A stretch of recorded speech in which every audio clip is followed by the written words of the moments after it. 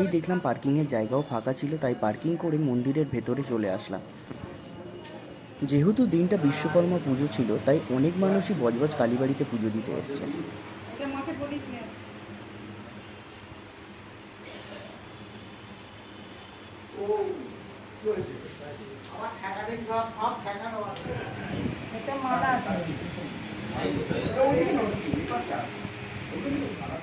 আগে এখানেই মায়ের সমস্ত বলি হতো।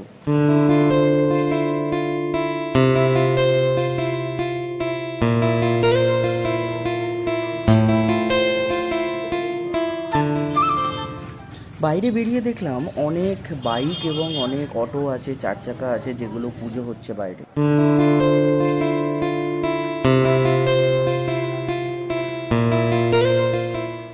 কিছুক্ষণ দাঁড়িয়ে তারপর আমরা আবার বাড়ির দিকে ফিরলাম। আজকের মতন ভিডিওটি এইটুকুনি। দেখা হচ্ছে আবার একটা